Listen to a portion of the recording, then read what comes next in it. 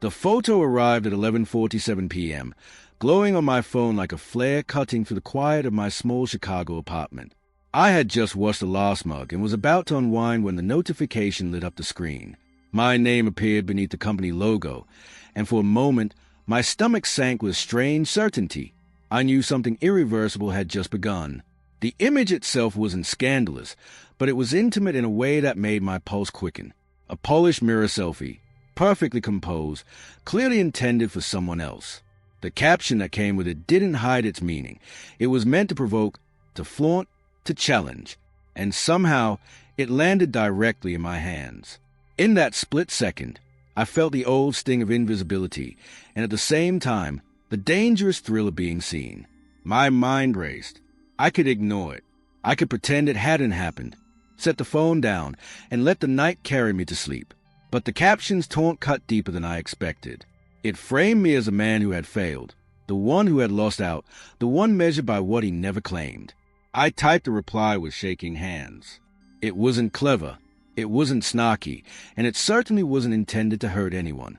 I simply told her the photo had arrived in the wrong inbox, that it made me uncomfortable, and that I hoped she would be more careful in the future about power and privacy. Honest, polite, faintly foolish. I hit send, set my phone down, and sat in the quiet, listening to the rhythm of my own heartbeat until the morning light spilled across my apartment.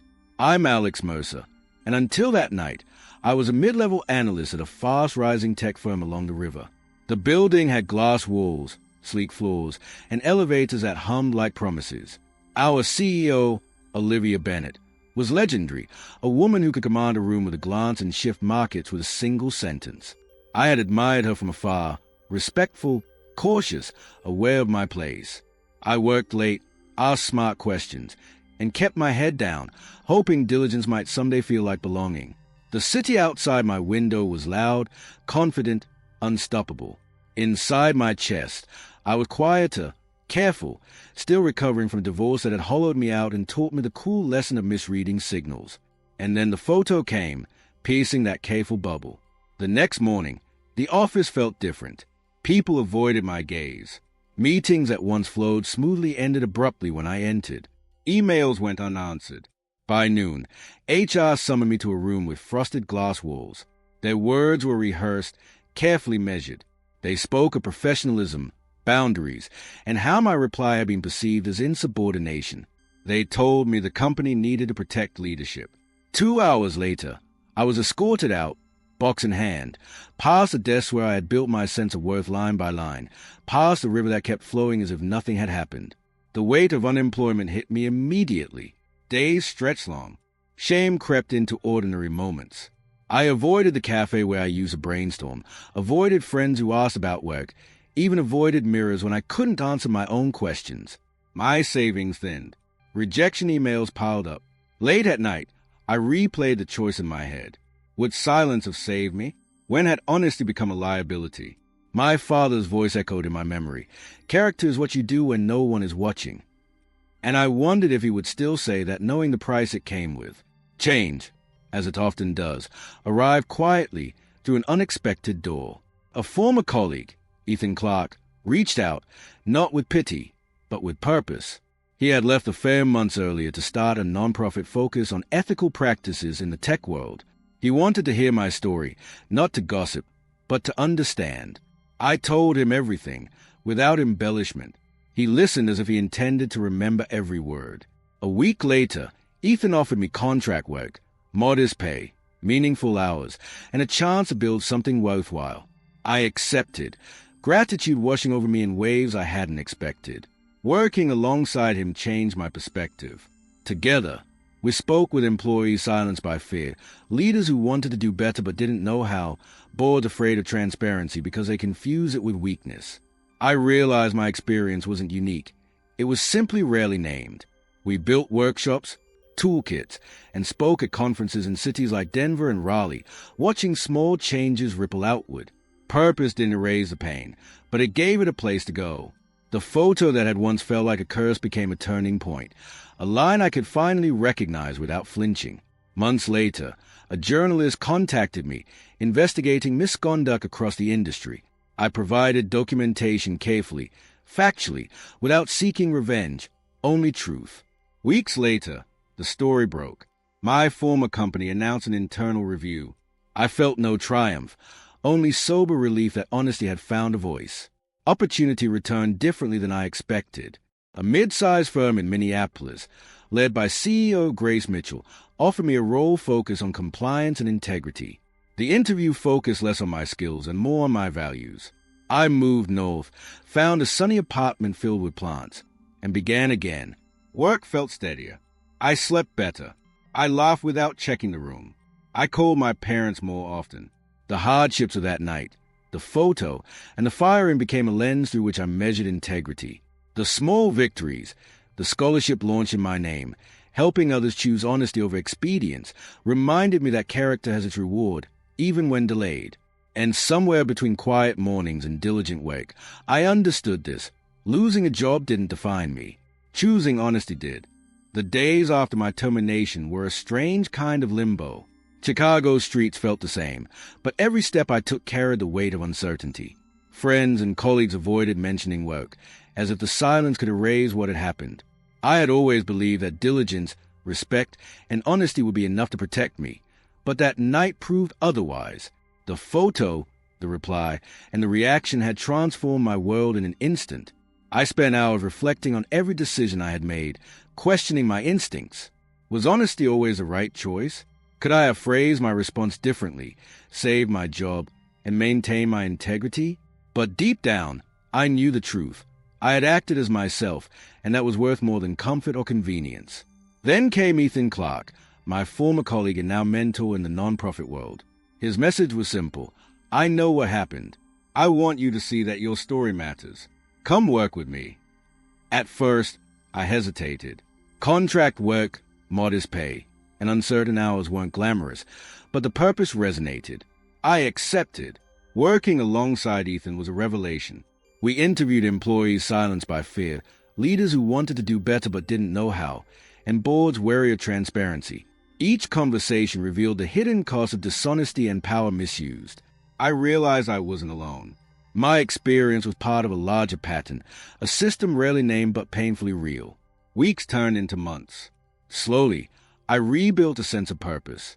The nonprofit offered small victories, helping a junior employee speak up, guiding a manager through ethical dilemmas, training board to embrace accountability. These were victories I could see, touch, and measure, not like the invisible ladder I had climbed at my previous firm. My confidence returned, tempered by humility and a deep understanding of the challenges others faced. And yet, even as I worked to build meaning, echoes of that night lingered. The memory of the photo, the reply, and the fallout haunted quiet moments. I replayed every second, every word, wondering how one honest act had triggered such consequences. But then I began to notice the subtle lessons, the importance of courage, the quiet power of integrity, and the value of surrounding yourself with people who see your work beyond performance metrics. Then, one early spring afternoon, a new opportunity arrived. An email from a mid-sized firm in Minneapolis led by CEO Grace Mitchell appeared in my inbox. She had a reputation for transparency, empathy, and valuing character above mere efficiency. The interview was different from anything I had experienced before. Rather than grilling me on skills and experience, she asked questions about my principles, my approach to ethical dilemmas, and how I had navigated the challenges at my previous job. For the first time in months, I felt seen and understood, not just evaluated. I accepted the position, moved north, and set up a small apartment with sunlight, plants, and open spaces. Work felt lighter when it aligned with my values. I slept deeper, laughed without second-guessing, and reconnected with family and friends. The lingering anxiety from my previous job began to fade, replaced by a quiet confidence that honesty, even when punished, is never wasted. In those months, I also received a message from Olivia Bennett, my former CEO. I wasn't expecting it. Her words were brief, stripped of pretense, acknowledging the harm her actions had caused and the fear that had driven her decisions. She didn't ask for forgiveness. She simply expressed a gratitude of sorts, an acknowledgement that I had drawn a line where she had been unwilling to see boundaries. It was a sober moment, not triumphant, but clarifying. Closure doesn't always heal, but it allows you to move forward with clarity. The journey wasn't easy. There were days when the doubt returned, when I questioned my choices and feared repeating past mistakes. But every time I reflected on the turning point, the photo, the reply, the consequences, I found new lessons. Lessons about courage, about self-respect, and about the subtle but undeniable strength of integrity. Months passed. Ethan's nonprofit continued to grow, and I took pride in mentoring others who faced ethical dilemmas at work. We launched programs to support employees who had suffered in silence, offered scholarships to professionals who prioritized integrity, and spoke at conferences about accountability and ethical leadership. The impact of these efforts rippled outward, small but meaningful. My life had been reset, not by luck or convenience, but by choosing honesty even when it came at a cost. By late spring, I had found a rhythm. My days were purposeful, filled with work that mattered, connections that were genuine, and moments of quiet reflection. I realized that the photo, once a source of anxiety and loss, had become a catalyst for growth. The humiliation of being fired, the shame, and the uncertainty had all forged a new perspective, one where my principles defined me more than any title ever could. And in those quiet moments, walking past a river in Minneapolis or sipping coffee by the window, I understood something profound. Integrity may cost you in the short term, but it builds a foundation no setback can destroy. The world may punish honesty, but it also rewards it in ways that are subtle, enduring, and life-changing. By the time summer arrived, life had taken on a rhythm I hadn't thought possible after that fateful night. My apartment in Minneapolis was filled with sunlight, plants, and books that lined the shelves, not just a decoration, but reminders that growth is deliberate. Work with Grace Mitchell's firm had become more than a job. It was a mission. My role focused on compliance, ethics, and accountability, areas I had once feared could be dangerous to speak up about.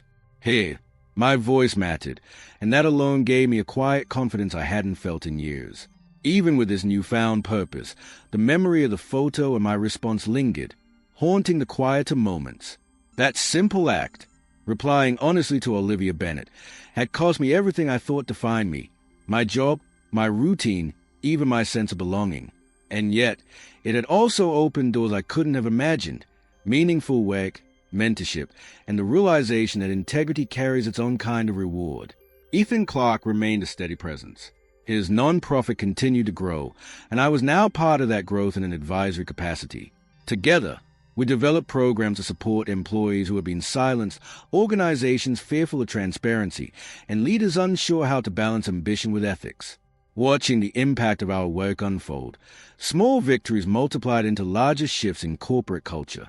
I realized then that my story, painful as it had been, was part of a ripple effect, inspiring others to act with courage. One quiet Sunday morning, as the city slowly woke beneath my window, I reflected on how far I had come. Coffee cooling beside me, I thought about the choices I had made, the honesty that had cost me my previous role, the willingness to embrace uncertainty, and the patience required to rebuild from scratch. Integrity, I understood, is not measured by immediate reward but by the weight it adds to your character over time. Then there was Olivia Bennett. I never expected to hear from her again, yet her message arrived, short and unadorned. She acknowledged the imbalance, the fear, and the harm caused by her actions. She didn't ask for forgiveness or attempt to justify herself. She simply recognized the line I had drawn, the boundary that protected my dignity. I read it twice and closed the laptop. Closure, I realized, isn't the same as healing, but it is a necessary beginning. Life, I discovered, does not reset with perfection. It grows in layers of trial, error, courage, and reflection. Grace Mitchell's firm offered me stability, but more than that, it offered alignment between my values and my actions. The work was challenging, but fulfilling. I laughed more freely, slept more soundly, and began reconnecting with friends and family in ways I hadn't for years. I no longer measured myself against past failures. Instead, I measured the impact of choices guided by honesty and empathy. Months later, Ethan and I launched a scholarship in my name.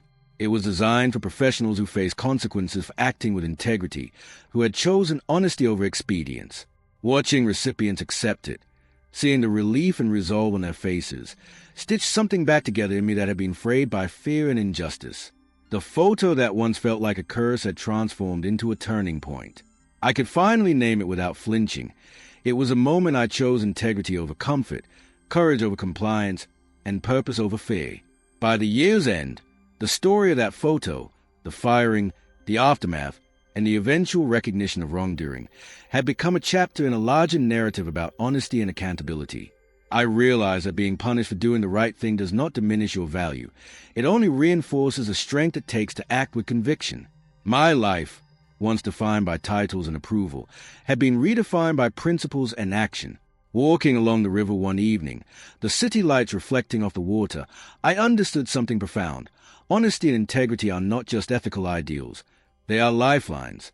They shape relationships, influence culture, and ultimately restore faith in the goodness of human choices. Losing a job, enduring shame, facing uncertainty, these were not punishments, but teachers. Each challenge had carved space for empathy, resilience, and quiet joy. If this story teaches anything, it is that doing the right thing may be costly, but it is never wasted. It creates ripples that extend beyond our vision, touching lives we may never meet, inspiring courage, and fostering change. The night the photo arrived, I had felt powerless.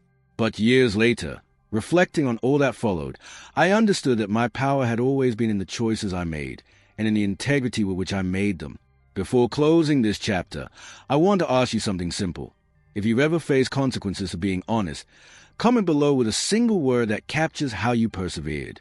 Your words might become someone else's lifeline tonight. In the end, honesty is more than action. It is a home we build within ourselves, one brave choice at a time.